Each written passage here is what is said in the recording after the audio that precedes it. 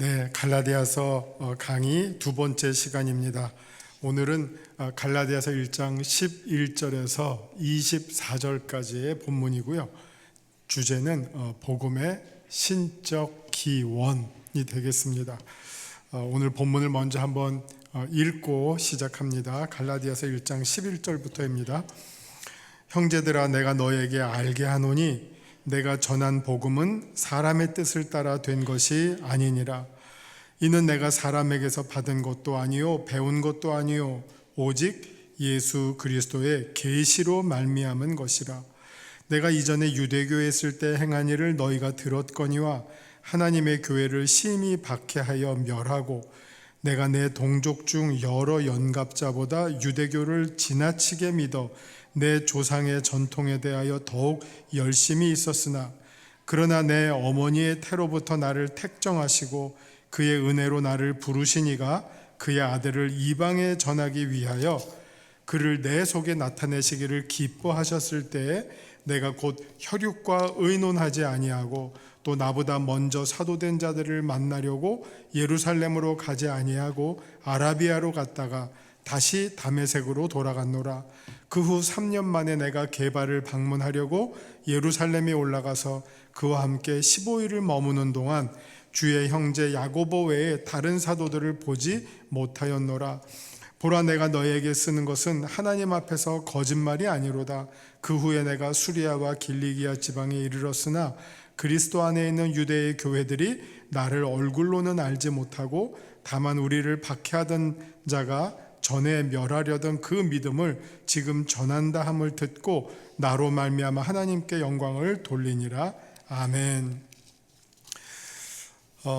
이제 갈라디아서를 쭉 이제 읽기 시작하면서요, 그 중요한 주제가 갈라디아는 바울이 1차 전도 여행, 그러니까 약 46년에서 48년 2년 동안 전도하면서 세워진 교회들인데, 바울이 전도한 이후에 그 지역의 유대주의적 기독교인, 그러니까 기독교인이라도 유대교의 전통을 중시하는 사람들이 와서 바울이 전했던 것과 다른 가르침, 소위 바울의 용어를 빌면 다른 복음을 전하는 일들이 일어났고, 그 사람들이 다른 복음을 전하려면 또 한번 생각을 해보세요. 다른 복음을 전하려면 그 다른 복음을 전하는 사람들의 정당성을 높이기 위해서 무슨 일을 해야 할까요? 그 전에 가르쳤던 바울의 권위를 흠집을 내는 거죠. 바울을 공격하면 할수록 바울이 전에 가르쳤던 그 첫 복음은 무너지는 거고, 자기들이 새롭게 전하는 다른 복음, 즉 유대주의적 기독교가 말하는 율법을 지키고 할례를 해야 구원을 받는다, 이 가르침이 더 힘을 얻겠죠. 그러니까 안 봐도 바울 그 사람 그거 별 볼 일 없어, 예루살렘 12제자의 축에도 못 드는 사람이야, 그리고 그가 옛날에 무슨 짓 했든지 여러분들이 잘 알잖아, 이런 식으로 이제 바울을 흠집을 내는 상황이 바울의 귀에 들린 거예요. 그러면 이제 여기에 대해서 이제 반박을 해야 될 거 아니에요. 그래서 그 반박을 해가는 그 소위 요즘 말로 말하는 빌드업이죠. 이제 논리를 세워가는 거예요. 바울이 그래, 그렇게 나를 공격하면 나는 이제 이렇게 내가 전한 복음을 주장을 할래 하는 그 얘기를 지금 시작하는 겁니다. 그래서 그거를 시작할 때 몇 가지의 이제 포인트들이 있을 거 아닙니까? 내가 누군지, 그리고 내가 전했던 그 복음이 어떤 것인지, 그거를 지금 이제 차례대로 설명해 나가는 장면이 오늘 이제 11절 또 이어집니다. 11절부터 한번 보시겠습니다. 형제들아, 내가 너희에게 알게 하노니 내가 전한 복음은 사람의 뜻을 따라 된 것이 아니니라. 이 말은 자, 갈라디아 교인들, 지금 여러분들 나를 어떤 한 사람으로 보고 있지? 맞아, 내가 사람인 건 맞아. 그러나 내가 전한 그 복음은 이게 내가 머리 써서 내가 누구한테 들어서, 누구한테 배워서, 누구한테 전달받아서 어떤 사람, 내 바울의 주변에 있는 사람으로부터 배워서 들어서 너희들에게 전한 것이 아니야. 그러면 내가 어떻게 너희들에게 그런 복음을 전할 수 있었지? 그거를 설명하는 거예요. 그 복음의 어떻게 보면 기원, 그 기원은 이 땅, 사람으로부터 나온 것이 아니다. 그 다음에 12절에서 뭐라고 말합니까? 이는 내가 사람에게서 받은 것이 아니요 배운 것도 아니요 오직 예수 그리스도의 계시로 말미암은 것이라. 여러분, 우리가 사람한테 배운 거는 이건 뭐라고 말하냐면요, 그냥 쉽게 말하면 학습이에요. 학습 혹은 경험, 그리고 심지어는 상상일 수도 있어요. 많은 사람들이 종교를 인간의 상상의 작품이라 그래요. 나 영원히 살고 싶어. 영원히 살고 싶은 인간의 욕망이 있어요. 그럼 어떻게 영원히 살고 싶지? 천국이라는 것을 한번 그려볼까? 내세라는 것을 한번 그려볼까? 이러면 이제 내세가 어떻게 되죠? 인간의 상상의 결과물이 되죠. 근데 이게 소위 이제 인간으로부터 나온 이야기들이란 말이에요. 옛날에 그 무신론자, 유명한 대표적 무신론자가 말했던 그 기독교 비판이 뭐냐? 기독교는 인간의 그 바라는 것들의 투영이다. 투영은 뭡니까? 이게 쏘잖아요. 화면 여기서 저쪽으로 쏘면 저쪽에 뭐가 비쳐요. 그래서 그 비친 거를 천국이라고 말했다. 그러면 기원이 어디 있죠? 여기서 쐈어요. 프로젝트가 되죠. 여기서 쐈어요. 상상의 어떻게 발사일 수도 있죠. 근데 이거랑 정반대의 표현이 있어요. 그게 뭐냐? 그게 계시예요. 상상, 학습, 이건 다 여기서부터 출발해요. 배움, 이건 다 여기서부터 출발해요. 옆 사람한테 배우든지, 선생님한테 배우든지, 아내한테 배우든지, 남편한테 배우든지, 부모님한테 배우든지, 다 여기에서 출발해요. 근데 이거랑 정반대의 말은 뭐냐? 계시예요. 계시. 계시는 뭐죠? 위에서부터 내려오는 거예요. 하나님이 우리에게 보여주시는 거예요. 그게 계시예요. 내가 보았는데 어떻게 보았느냐? 하나님이 보여주어서 보게 된 거예요. 하나님이 보여주지 아니하시면 우리가 알 수가 없어요. 여러분, 바울이 예수님을 만나고 싶어서 만났나요? 산기도 하다가 만났나요? 바울의 행로는 예수 믿는 사람들을 박해하려고 다메섹을 가다가 그의 예상 밖으로 예수님이 나타나 버리신 거예요. 그게 바울에게는 자기가 상상했던 사건도 아니고 예수에 대해서 전에 들어서 한번 보고 싶다, 내가 한번 만나면 따져봐야지, 이런 사건이 아니었어요.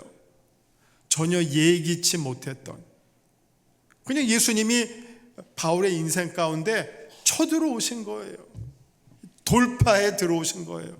너 이렇게 가고 있지? 내가 그 길을 깨버리겠어 하고 예수님께서 바울의 어떤 한순간에 쳐들어오신 거예요. 그걸 바울은 지금 계시라고 말하고 있어요. 하나님이 위해서 우리에게 보여주시는 거죠. 나타내 주신 거죠. 계시예요. 이거는 내가 여러분에게 전한 것은 내가 공부해서 얻은 결론도 아니고 누구한테 배운 것도 아니고 내가 상상했던 것도 아니고 예수님께서 나에게 보여주신 것이야. 따라서 내가 이러면 저자가 누가 돼요? 바울이 되나요? 아니죠. 바울은 전달자죠. 바울이 전달했던 그 내용, 그 복음의 사실 자체는 예수님으로부터 왔다는 거예요. 그걸 지금 바울이 갈라디아 교인들에게 다시금 상기시켜 주는 거죠. 여러분, 나한테 배웠지. 근데 그 배운 거는 내 머릿속에서, 내 경험에서, 내 학식에서 나온 게 아니야. 예수님이 나에게 직접 가르쳐 주신 것이야. 계시야, 계시. 그 계시를 내가 받은 대로 여러분들에게 전해준 것이야. 이제 바울이 자기의 소위 이걸 변증이라 그래요. 옛날 고대인들은 공부를 하면 뭐를 배웠느냐? 변증학을 배웠어요. 변증학은 사실 변증이라고 하는 건 뭐냐? 말을 통해서 증명해내는 거거든요. 자기의 주장을 설득하는 기술을 변증학이라 그러죠. 사실 사람들의 생각은 늘 서로 충돌해요. 그럼 누가 이기느냐? 잘 설명하는 사람이 이겨요. 잘 설명해서 상대방으로부터 동의를 얻어내면 그 상대방을 이기는 거죠. 고대인들의 지식인들이 주로 배웠던 거는 이렇게 변증술이에요. 변증술.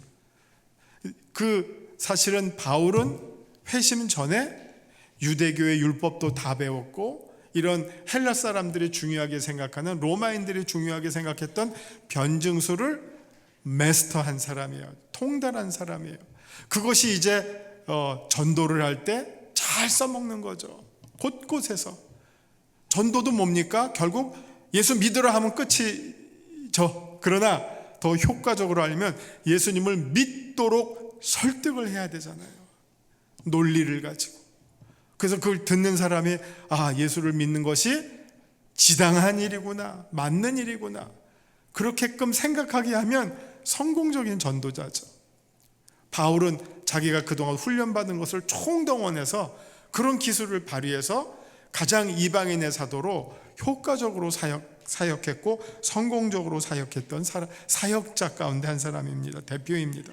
자, 그래서 12절에서 내가 전한 것은 예수 그리스도의 계시로 말미암은 것이다.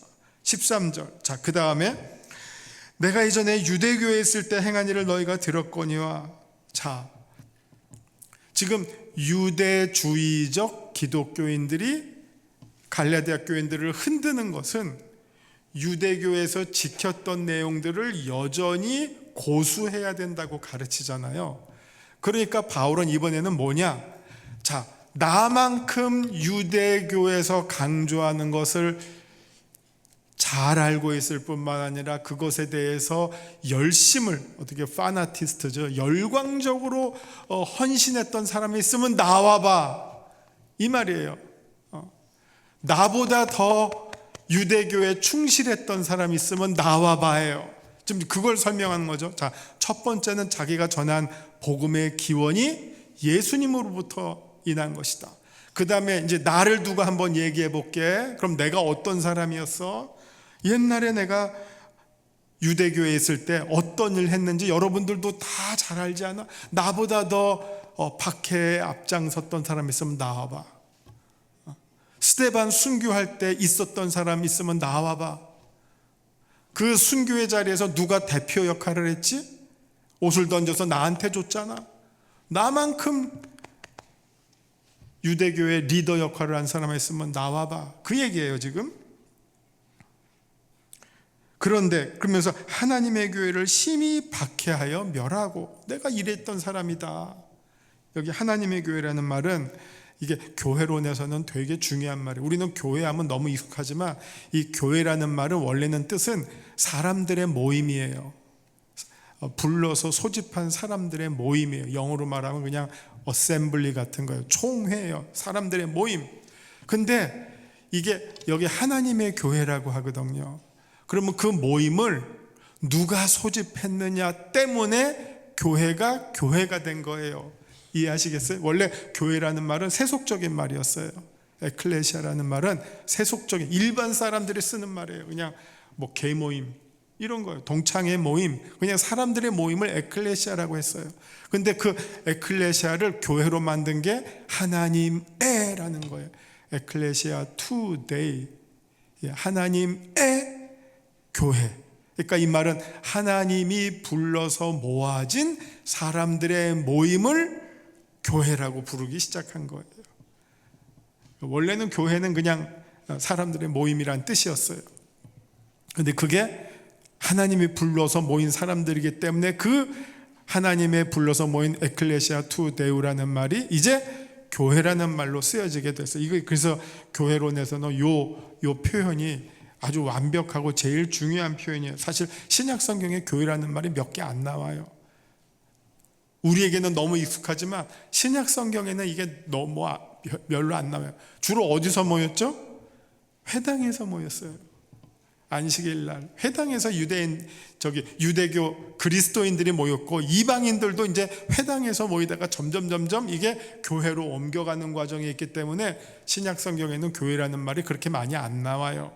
근데 몇 개 안 나오는 가운데 가장 완벽한 형식을 보여주는 게 지금 여기 나와 있는 하나님의 교회라는 표현입니다. 그것을 내가 심히 박해하여 멸하고, 이게 사도행전 9장에 보면 바울이 누구십니까? 예수님을 향해서 말하니까 나는 내가 박해하는 예수다. 그러면 바울이 예수님을 박해한 적 있나요? 없어요. 만난 적이 없었는데 그전에는. 그럼 누굴 박해했어요? 예수 믿는 사람들.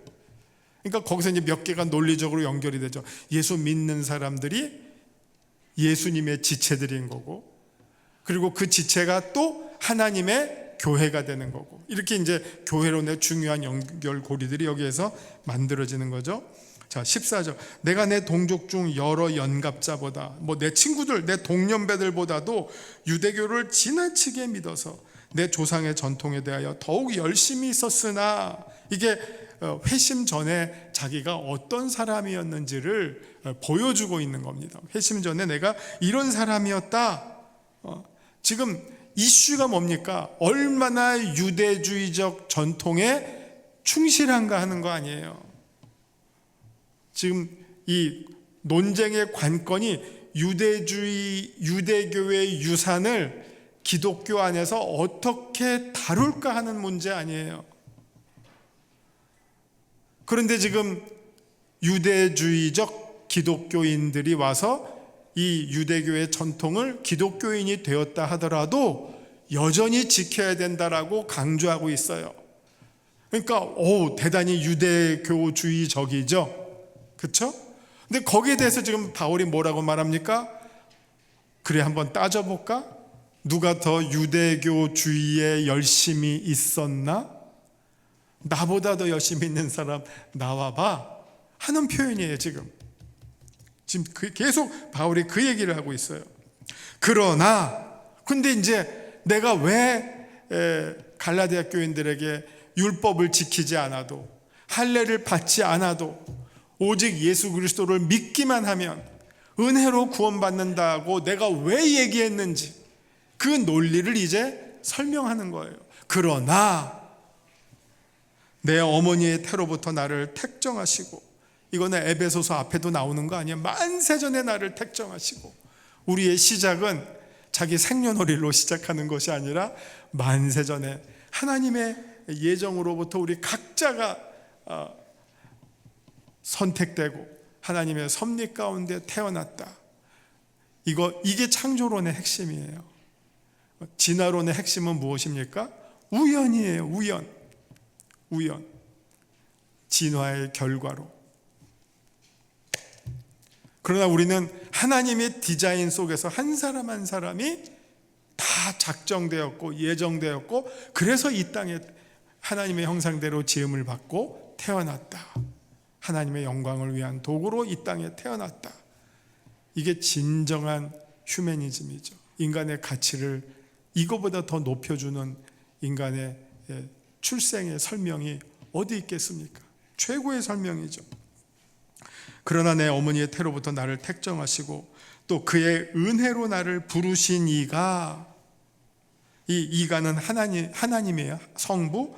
왜냐하면 그의 아들로 넘어가기 때문에 성부 하나님께서 그의 아들을 이방에 전하기 위하여 그를 내 속에 나타내시기를 기뻐하셨을 때에, 자, 이게 이제 기뻐하셨을 때, 지금 때가 보이네요. 이때는 바울의 인생에 있어서 결정적인 때죠. 이걸 한마디로 말하면 사도행전 9장에 나오는 바울의 회심의 순간, 이게 여러분 맨날 들으셨던 카이로스라고 하는 시간이에요. 하나님의 시간. 그 하나님의 시간을 바울은 어떻게 얘기합니까? 성부 하나님께서 그 바울을, 예수 믿는 자들을 핍박했던 바울에게 오히려 예수 그리스도를 나타내시기를 기뻐하신 그때를 말하죠. 이때는 정말 바울의 인생을 뒤집는 순간이란 말이에요. 핍박하던 자에서 이방인의 사도로, 그 자기가 핍박하던 예수를 전하는 자로 180도 바꾸는 그때, 정말 이렇게 결정적인 순간이 어디 있습니까? 그때. 근데 그때가 임했을 때 이번에 또 바울의 얘기를 들어보세요. 내가 곧 혈육과 의논하지 아니하고 또 나보다 먼저 사도된 자들을 만나려고 예루살렘으로 가지 아니하고 아라비아로 갔다가 다시 다메섹으로 돌아갔노라.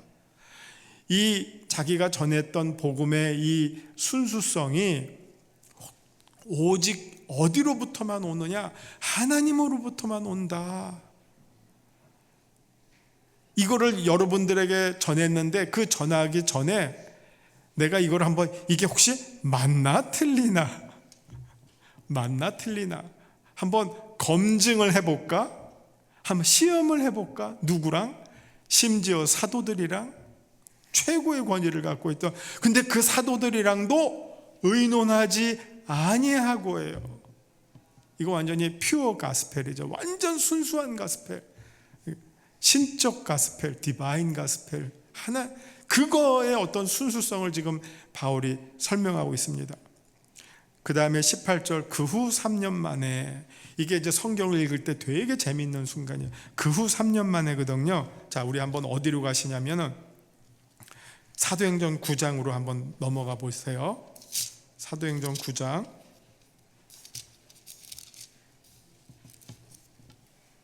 사도행전 9장에 25절과 26절.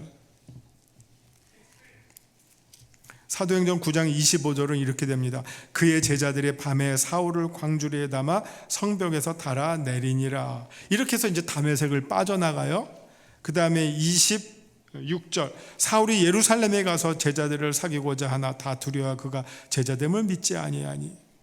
자, 이렇게 읽으면 다메섹 빠져나간 다음에 그 다음에 어디로 갔죠? 예루살렘으로 갔어요. 이렇게 읽으면.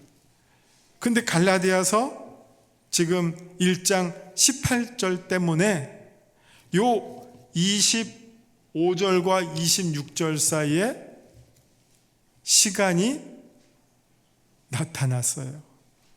얼마의 기간? 3년. 이렇게 해서 이게 성경 읽는 게 참 재밌기도 하고 어렵기도 한 거예요. 이거 읽으면요, 사도행전 9장 읽으면, 아, 다메섹에서 탈출한 다음에 예루살렘으로 갔구나. 누구나 그렇게 읽잖아요.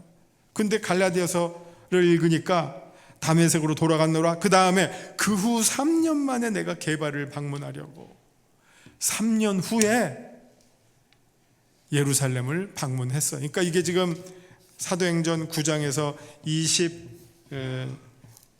이게 몇 절이었냐? 25절과 6절 사이에 3년의 시간이 끼어 있다는 것을 읽게 됩니다. 자, 그 다음에 3년 만에 내가 게바를 방문하려고. 그래서 그 사도행전 9장의 그 이어지는 쭉 설명들에 대한 상세 디테일한 설명이 갈라디아서에 나와요. 그 3년 만에 내가 게바를 방문하려고 예루살렘에 올라가서 그와 함께 15일을 머무는 동안 주의 형제 야고보 외에 다른 사도들을 보지 못하였노라. 이때 그 예루살렘에서 어떻게 보면 제일 중요한 사람 두 사람을 꼽으라면 베드로와 주의 형제 야고보예요. 베드로는 수제자고 이 주의 형제 야고보는 또 다른 야고보가 있는데 그 야고보는 제일 먼저 순교한 그 요한과 야고보 형제, 그거는 그 제자는 먼저 첫 번째로 순교했고, 이분은 주의 형제 야고보는 사실 12사도는 아니에요. 그러나 예수님의 동생이었던 어떤 그런 관계로 초대교회의 어떤 실질적인 리더십을 행사하고 있어요. 그 장면을 어디를 보시면 알 수 있느냐? 사실 우리 기독교에서, 그리고 이 신약성경 예수님 복음 이후의 선교 역사에서 제일 중요한 사건을 꼽으라고 하면 사도행전 15장에 나오는 예루살렘 공의회예요. 예루살렘 회의. 거기에서 앞으로 기독교가 어떻게 진도를, 전략을 택해야 될지 전략 결정 회의가 이루어진 거예요. 그 전략 결정의 회의가 뭡니까? 이방인들에게 어떻게 복음을 적용할 것인가. 다른 말로 그 이방인들이 예수를 믿는다고 할 때 오늘 여기에서 이슈가 되고 있는 율법과 할례를 어떻게 적용할 것인가. 여기서 지켜라 결정하면 이방인들도 다 지켜야 돼요. 안 지켜도 된다 하면 다 안 지켜도 돼요. 어떻게 결정합니까? 처음에 베드로가 말해요. 베드로가 먼저 일어나서 말합니다. 그 전에 이제 이 이슈가 되니까 바울과 바나바가 예루살렘에 와서 이 문제를 해결해 주십시오 해서 회의가 열린 거예요. 전체 회의가. 거기에서 쭉 다 베드로가 이방에서 지금 무슨 일들이 벌어지고 있는지, 선교의 열매가 어떻게 나타나고 있는지, 이때가 딱 언제냐면요, 바울이 1차 전도 여행을 마친 때예요. 그리고 2차 전도 여행하기 직전이에요. 그리고 또 하나 더 구체적으로 말씀드리면 요 갈라디아서를 쓰기 직전이에요. 왜냐? 만약 갈라디아서가 예루살렘 공의회 이후에 쓰여졌다면 이 갈라디아서 안에 분명히 바울이 예루살렘 공의회의 결정을 인용을 했을 거예요. 그리고 이거 따라라라고 요구했을 거예요. 그 말이 한마디도 없어요. 그렇기 때문에 갈라디아서는 예루살렘 공의회 이전에 쓰여졌다. 그러니까 여전히 이게 막 이슈가 될 때예요. 이방인들에게 율법을 어떻게 적용하느냐, 이거를 이슈가 계속 벌어지고 있을 때 예루살렘 공의회에서 어떻게 결정했습니까? 바울과 바나바가 문제를 제기하자 첫 번째 베드로가 먼저 일어나서 이방인들에게도 우리와 똑같이 믿음으로 구원받는 일이 일어나고 있다. 율법 요구하지 말자 했어요. 그 다음에 두 번째로 이제 꽝꽝꽝 도장 찍는 역할을 최종적인 결정권자가 누구냐? 디시즌 메이커가 누구냐? 그게 바로 주의 형제 야고보예요. 야고보가 일어나서 한 말이 무슨 내용입니까? 자, 이방인들이 하나님께로 돌아오는 것을 괴롭게 하지 말라. 억지로 막 멍에를 메우고 짐을 지어서 이것도 지켜야 돼, 이것도 지켜야 돼, 이것도 지켜야 돼, 그렇게 하지 말라. 딱 몇 가지만 추려서 얘기해. 우상숭배, 음행, 목매어 죽인 거, 피를 멀리하라. 요 몇 가지만 딱 제외하고는 할례 안 해도 돼. 다른 율법 다 안 지켜도 돼. 믿음으로 구원받게 해. 너무너무 중요한 결정이에요. 이게 바울과 바나바의 뜻을 존중해주고 이방 선교의 문을 열게 해준 거예요. 근데 갈라디아서는 아직 직전이기 때문에 그 결정의 내용이 아직 소개가 되지 않기 때문에 바울은 열심히 지금 그거를 설명하고 있는 겁니다.